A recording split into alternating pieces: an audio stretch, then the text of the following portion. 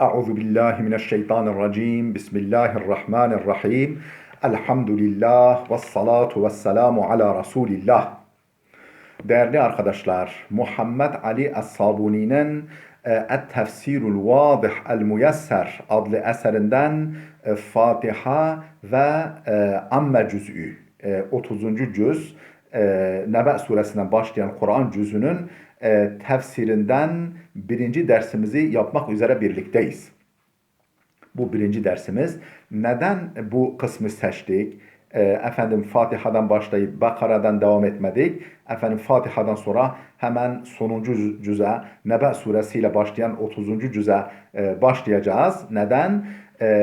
Sebebi şu, birçok ilahiyat fakültelerimizde öğrencilerimiz böyle kolay, bu tür kolay tefsirlerden nispeten aşırılar seçilerek, bilhassa kısa sureler, son cüzdeki sureler seçilerek tefsir dersi yapılıyor bu öğrenci kardeşlerimize.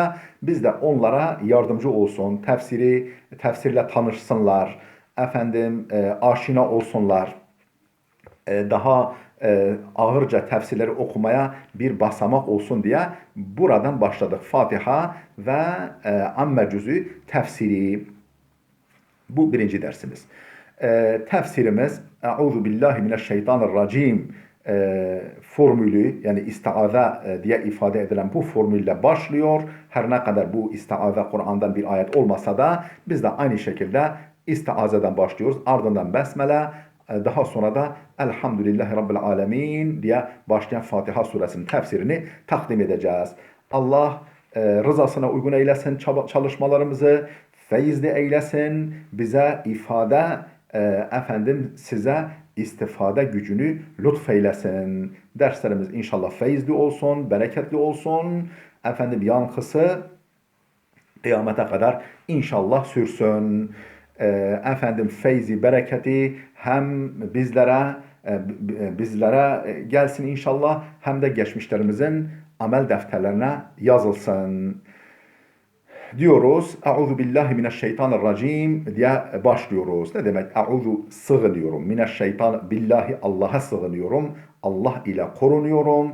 Allah'ın himayesine sığınıyorum. Mineşşeytanirracim. O rahmetten tard edilmiş, rahmetten kovulmuş, yoksun edilmiş, uzaklaştırılmış şeytandan diyoruz. Tefsirul istiaze. Bu istiaze denilen bu formülün, Euzu billahi mineşşeytanirracim formülünün tefsiri. El istiazetu leyset ayeten minel Kur'an. İstiaze denilen Euzu billahi mineşşeytanirracim formülü Kur'an'dan bir ayet değildir. Ve innema hiye edebun emarallahu teala bihi. Bilakis bu bir edeptir. Bunu söylemek, okumak bir edeptir. Allah bize söylememizi emretmiş. Ne zaman? Qablel bed'i bi tilavetil Kur'an. Kur'an'ı okumaya başlamadan önce. Nasıl emretmiş? Hangi ayetle? Bi kavlihi. Fe izâ qara'atel Kur'ane festaiz billahi mineşşeytanirracim. Ya Muhammed ve ya Muhammed'in şahsında her bir Müslüman, her bir mümin, فَاِذَا قَرَأْتَ الْقُرْآنَ Kur'an'ı okuyacağın zaman فَاسْتَعِذْ billah, Allah'a sığın, Allah'ın himayesine gir. Mineşşeytanirracim. O marcum, racim yani marcum, kovulmuş, taşlanmış, rahmetten mahrum bırakılmış şeytandan Allah'a sığın. Vel ma'na. İstiazenin manası nedir? Esteciru ve a'tasimu billahi min şerri'ş-şeytanil marcumi el-ati el-mutemerridi en yadurrani bihemzihi ve lemzihi ve vesavisihi. Esteciru, sığınıyorum, ve atasimu, korunuyorum, billahi, Allah ile. Allah'a sığınıyorum, Allah'ın yardımıyla korunuyorum. Min şerri şeytanil marcum, o taşlanmış, tard edilmiş şeytanın şerrinden. Daha hangi şeytan? El-ati el-mutemerrit. El-ati azgın, el-mutemerrit serkeş, inatçı ve azgın olan şeytanın şerrinden. Nesinden, şeytanın şerrinden korunurken şeytanın hangi yönünden sığınıyorum Allah'a? En yadurrani, bana zarar vermesinden, o şeytanın, bihemzihi ve lemzihi, Efendim ve vesavisihi. Hems yani kötü telkinlerinden ve lems dürtüklemelerinden, yani kötülüğe doğru dürtmesinden, efendim sevk etmesinden ve vesavisihi vesveselerinden, yani gizli kapaklı, fısıltılı efendim telkinlerinden, tavsiyelerinden Allah'a sığınıyorum. Niçin? فَاِنَّ الشَّيْطَانَ لَا يَرُدُّهُ عَنِ الْاِنْسَانِ İllallahu Rabbul İzzeti vel Celal. Çünkü şeytanı insandan uzaklaştıramaz, uzak tutamaz. Ancak İzzet ve Celal sahibi olan İzzet ve Celal'ın sahibi olan Allah, Rabbul İzzeti vel Celal, İzzet ve Celal'ın Rabbi, sahibi olan Allah ancak efendim şeytanı insandan uzak tutabilir. İnsanı şeytana karşı koruyabilir. Bismillahirrahmanirrahim. Besmele'nin tefsirine geçti. Besmele malum Kur'an'dan bir ayet. Tefsirul Besmele. Besmele'nin tefsiri önce işte mesajını veriyor. Besmele dediğimiz zaman ne demek istiyoruz? Ey ebde'u bismillahil azimil celili, azim, büyük ve celil, yüce olan Allah'ın adıyla başlıyorum. Musta'inen bihi, ondan yardım talep ederek, ondan yardım dileyerek, Celle Celaluhu, o yüce zattan yardım dileyerek, efendim o büyük ve yüce olan Allah'ın adıyla başlıyorum. Fi cemi'i umuri, bütün işlerimde ondan yardım dileyerek, efendim onun adıyla başlıyorum her işime. Taliben minhul avna, ondan yardım talep ederek, talep ederek فَاِنَّهُ الرَّبُّ الْمَعْبُودُ ذُو الْفَضْلِ وَالْجُودِ. Çünkü o ma'bud olan Rab'dır. Yani her zerreden güneşe, mikroptan file, zerreden güneşe kadar cin, ins, bütün varlıkların ma'budu olan sahiptir. Bütün evrenin, canlı cansız her şeyin sahibidir ve dolayısıyla hepsinin ma'bududur.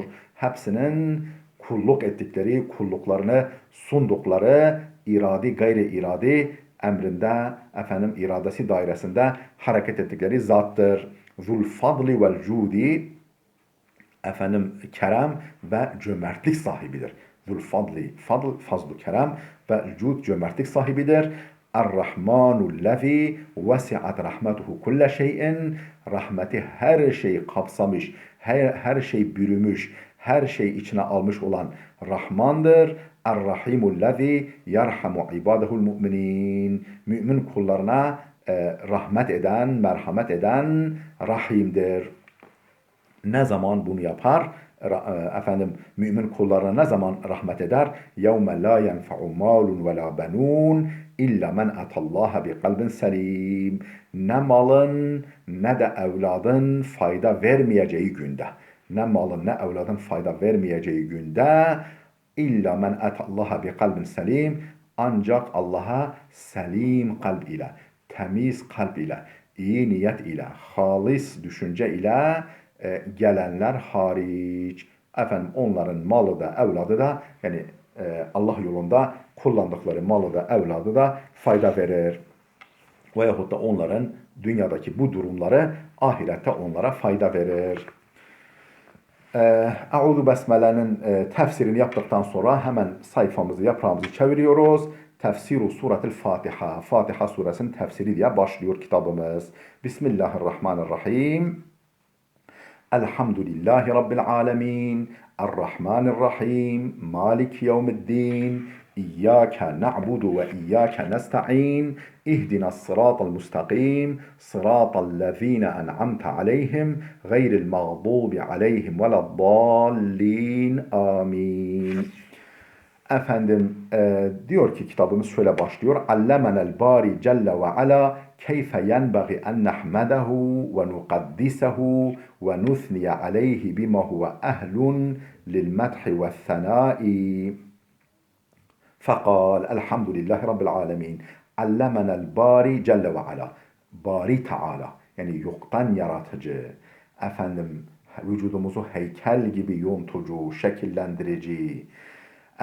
şekillendirici, yaratıcı olan Allah bize öğretmiştir. Neyi? Keyfe yenbagi en nehmedehu ve nukaddisehu. Ona nasıl hamd edeceğimizi, nasıl onu takdis edeceğimizi, tenzih edeceğimizi, her türlü ayıptan, kusurdan uzak olduğunu dile getireceğimizi ve nusniye aleyhi bima huve ehlun lil medhi ve sena, medih ve sena adına, övgü ve sena, medih ve sena adına layık olduğu şeylerle nasıl onu niteleyeceğimizi, sena edeceğimizi, niteleyeceğimizi Allah bize öğretmiştir bu sureyle.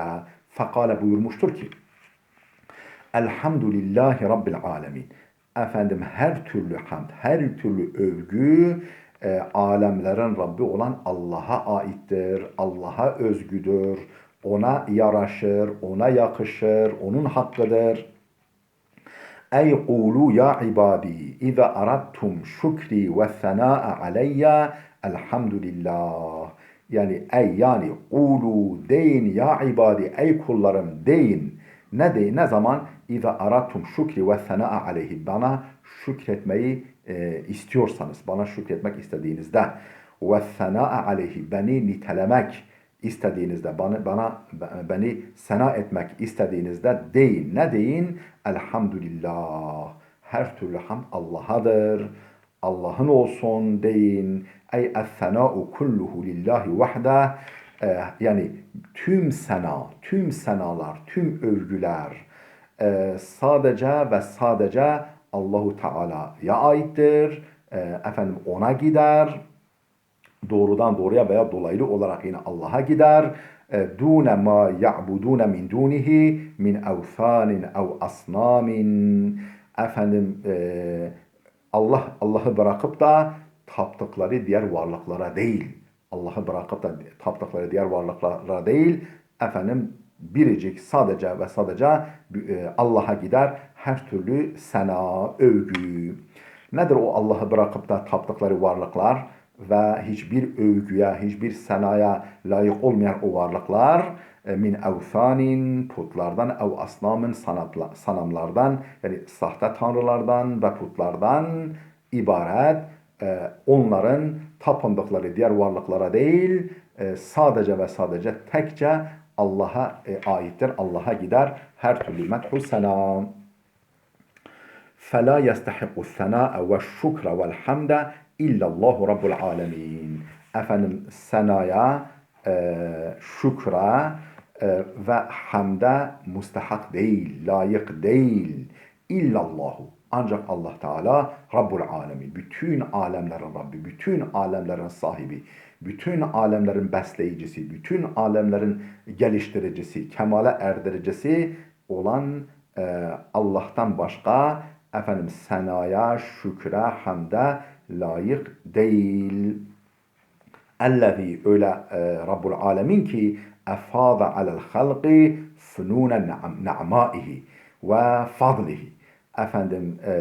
Ellezî efâze, akıtmış, coşturmuş, taşırmış adeta alel halqi, mahlukatına akıtmış, mahlukatına bolca vermiş. Fünûne ne'mâihi, türlü türlü nimetlerini ve fadlihi, türlü türlü lütuflarını, keremlerini adeta coşturarak, taşırarak akıtmış, bolca vermiş. فَهُوَ الْخَالِقُ لِجَمِيعِ مَا فِي الْكَوْنِ. O kainatta, varlık aleminde, varlıklar aleminde ne varsa hepsinin yaratıcısıdır. El-mutasarrifu bil-halqi vel-icat. Yaratmakla ve yoktan var etmekle, icat etmekle onlar üzerinde çekip çeviricidir. Dilediğini yokluk karanlığında bırakır, dilediğini bir plana uygun olarak var eder. Varlık sahası, aydınlık varlık sahasına çıkarır. Bu açıdan el-mutasarrifu çekip çeviricidir, yöneticidir, tasarruf sahibidir, yaratma ve icat konusunda. Rabbul melaiketi vel insi vel cinni vel tayri vel vahşi ve sairil mahlukat. Meleklerin, insanların, cinlerin, kuşların, vahşi hayvanların, yabani hayvanların ve diğer tüm mahlukatın Rabbidir o. hepsinin yaratıcısı, geliştiricisi, besleyicisi, varlık sahasında tutucusu ve geliştirici, kemale erdiricisidir o. Er-Rahman-er-Rahim. Ne demek Er-Rahman-er-Rahim? İsmani min esmaihil husna. Allah'ın güzel isimlerinden iki isimdir. Er-Rahman, Er-Rahim. Er-Rahman efendim ey el-muttasifu bir-rahme. Rahmetle nitelenmiş olan. Rahmet vasfıdır. Rahmet niteliğini taşıyan zat. Fehuve sıfatu zat. Bu Rahman Allah'ın zati sıfatlarındandır. Allah'ın zatının olmasa olmaz, ayrılmaz sıfatlarındandır. Ey ne demek sıfat-ı zat? Ey ellezî vesi'at rahmetuhu kulle şeyin ve amme fadluhu cemi'al enam. Efendim rahmeti her bir şeyi kuşatan ve amme her şeye şamil olan fadluhu, fazlu keremi, lütfu keremi her şeye şamil olan, her şeyi içine alan cemi'al enam. Bütün enam mahlukat demek. Efendim fazlu keremi bütün mahlukatı içine alandır. Nereden biliyoruz bu böyle? Ne ile içine alandır? Rahmeti, lütfu keremi bima en'ame ala ibadihi min ni'metil halqi, kullarına varlık nimetini ihsan etmekle. Kullarına, tabi kuşlar da onun kullarıdır, karıncalar da onun kullarıdır, efendim yıldızlar da, zerreler de, küreler de, melekler de, cinler de, bütün varlıklar onun kullarıdır. Canlı bacansız hepsi onun kullarıdır. Efendim bima en'ame ala ibadihi min ni'metil halqi, kullarına yaratılış nimetini ihsan, in'am etmekle, yaratılış ve rızkı, rızık nimetini ve hidayeti ila tariqi saada, hepsini saadet yollarına yönlendirmek, saadet yollarına erdirmek, ulaştırmak, hepsini rızıklandırmak ve daha önceden de yani her şeyi, bunlardan da önce de her şeyi yaratmak nimetini kullarına ihsan etmekle efendim rahmeti her şeyi kuşatmıştır, bürümüştür, kapsamıştır. Er-Rahim ellezî yerhamu ibâdehul mu'minîne yevmeddîn. O Rahim'dir aynı zamanda. Rahman Rahim. Rahim ne demek? Ellezî yerhamu ibâdehul mu'minîn. Mümin kullarına merhamet eder. Yevmeddin. Hesap ve ceza gününde. Yevmuddin. Yevmul hisab vel ceza. Hesap ve ceza gününde efendim ceza yani karşılık ve hesap gününde mümin kullarına merhamet edendir. Ve kâne bil mu'minine rahîmâ. Peki nereden çıkarıyoruz? Yani rahimin bu manasını nereden çıkarıyoruz? Çünkü Cenab-ı Hak ve kâne bil mu'minine rahîmâ. Aslında tam kelime dizilişi şöyle. Ve kâne rahîmen bil mu'minin. O müminlere merhametlidir.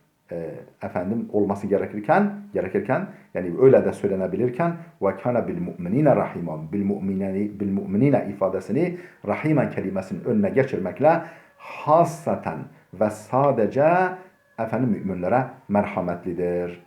Merhameti müminlere değecek, dokunacak, ulaşacak kıyamet gününde. فَالرَّحْمَانُ يَدُلُّ عَلَى أَنَّهُ سُبْحَانَهُ مُتَّصِفٌ بِالرَّحْمَةِ بِذَاتِهِ الْمُقَدَّسَةِ وَالرَّحِيمُ صِفَةٌ مُتَعَلِّقَةٌ بِالْعِبَادِ. Şu halde bu açıklamamıza göre Fer-Rahmanu Rahman kelimesi yedullu gösteriyor ki ala ennehu subhanehu muttasifun bir-rahmeti bizatihil mukaddese. O zat-ı mukaddesiyle, o kutsal, kutsi, aşkın mukaddes zatıyla efendim rahmetle muttasıftır.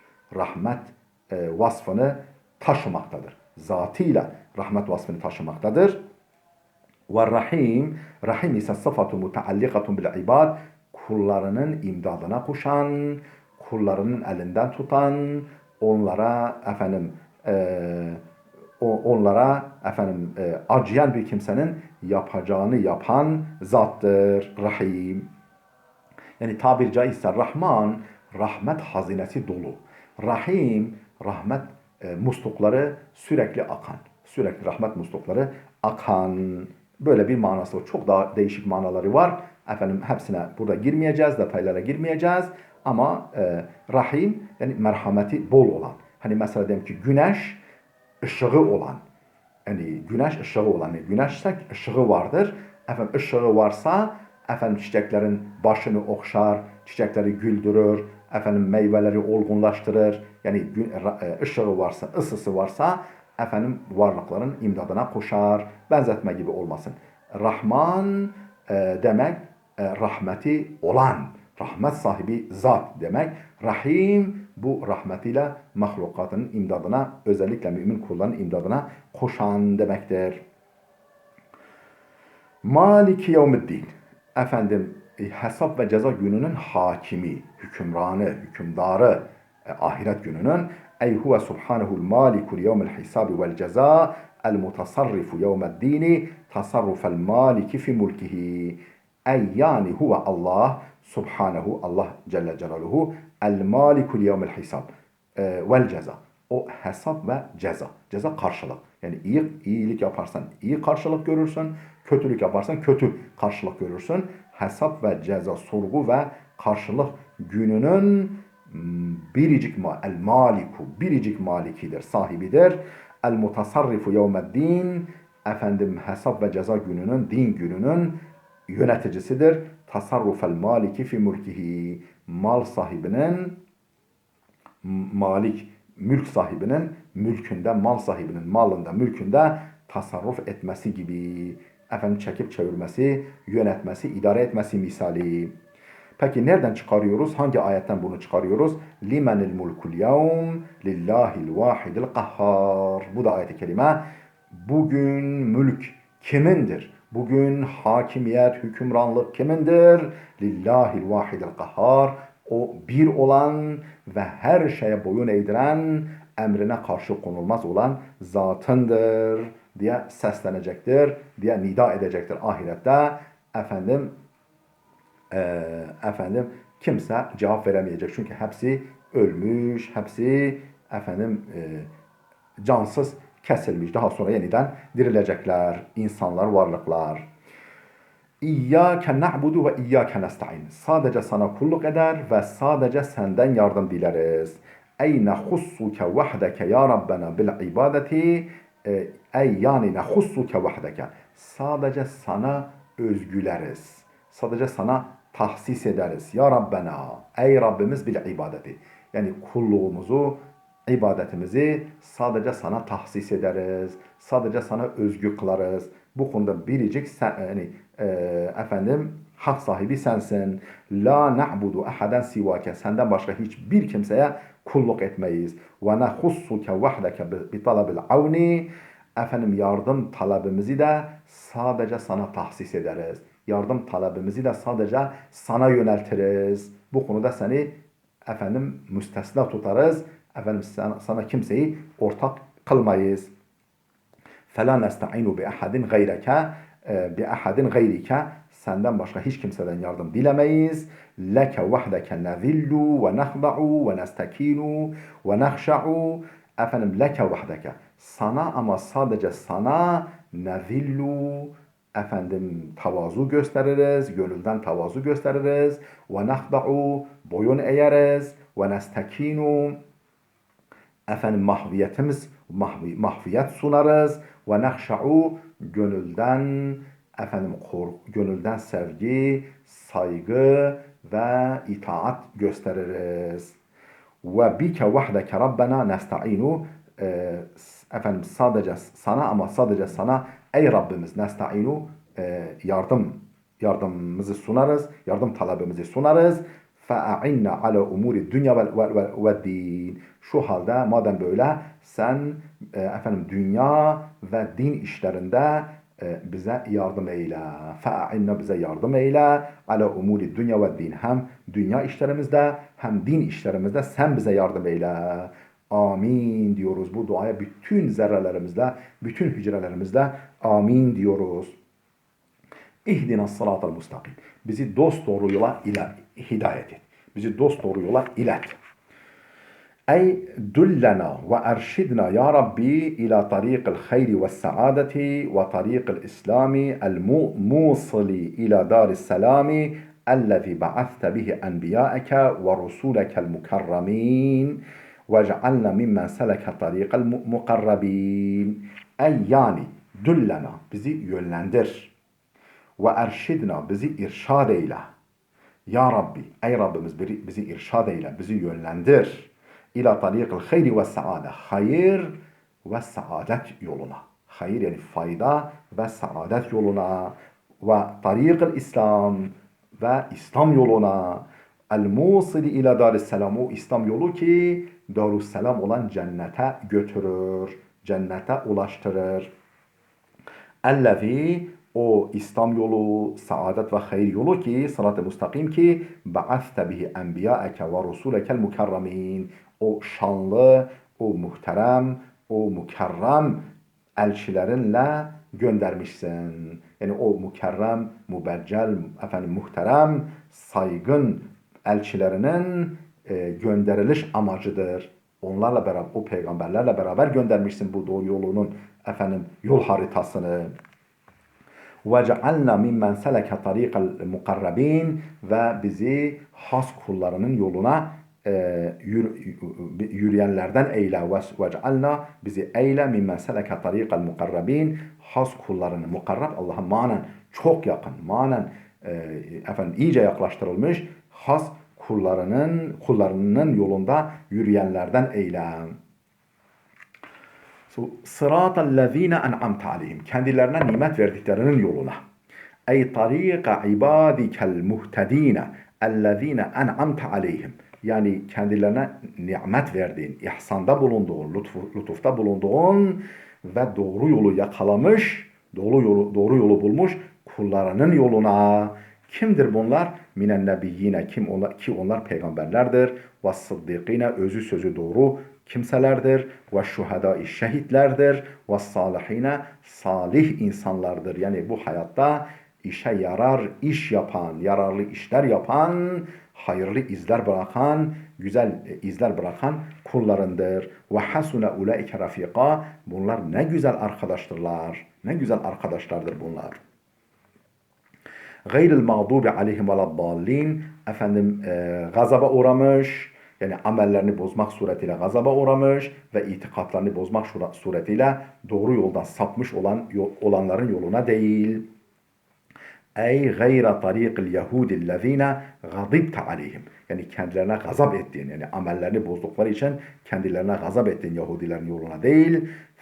Femesahtehum ila qiradetin ve hanazir, kendilerini maymun ve hınzıra dönüştürdüğün, yani onlardan bazılarını hınzıra ve domuza dönüştürdüğün, deforme ettiğin, onların mesh-i manevi veya mesh-i maddi veya manevi olarak onları deforme ettiğin, maymuna, domuza dönüştürdüğün bu kimselerin yoluna değil. Ve gayri tariqin nasara, ve Hristiyanların yoluna da değil. Ellezine dallu sıratekel mustakim, senin doğru yolundan sapan, senin doğru yolunu kaybeden, yollarını yitirmiş olan Hristiyanların da yoluna değil.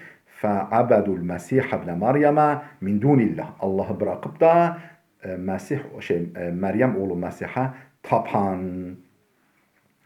Vel ayetu velev kanel muradu bihel yehudu vel nasara, bu ayetten maksat, yani gayril mağdubi aleyhinden maksat Yahudiler, dallinden maksat Hristiyanlar ise de, ayetten maksat bunlar ise de, kema sahha anen nebiyyi sallallahu aleyhi ve selleme ennehu kal, Hazreti Peygamber'den sahih bir rivayetle şöyle dediği geldiği üzere ne demiş Peygamber? El Yahudu mağdubun aleyhim ve nasara dullal. Yahudiler mağdubun aleyhimdirler. Yani kendilerine gazap edilmiş kimselerdir. Hristiyanlar ise dullal, yoldan sapanlardır şeklindeki ifade.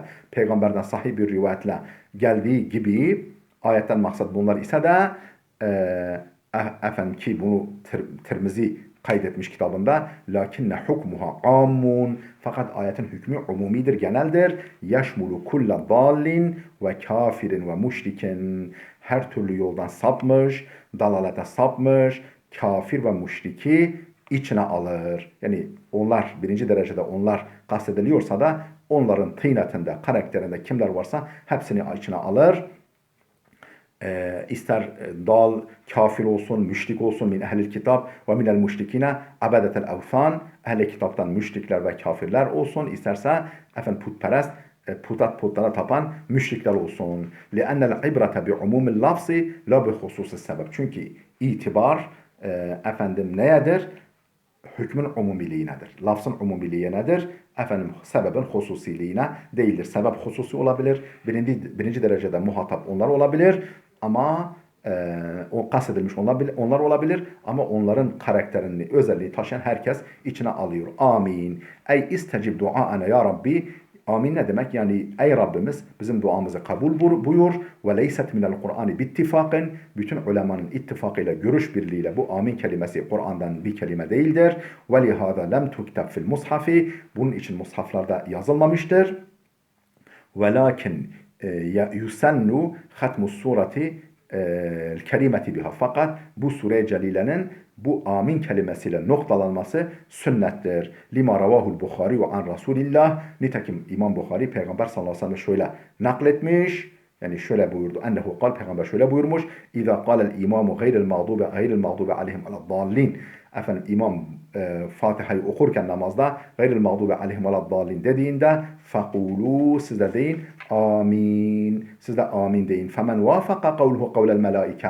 Kimin bu amin sözü meleklerin aminine denk gelirse gufire lehu ma taqaddeme min zenbihi, geçmiş günahları affedilir. Ravahul Bukhari, bu hadisi Buhari rivayet etmiş. İnteha sura tefsiru suratul Fatiha. Bu Fatiha suresinin tefsiri burada bitti. Gelecek dersimize kadar Allah'a emanet olun.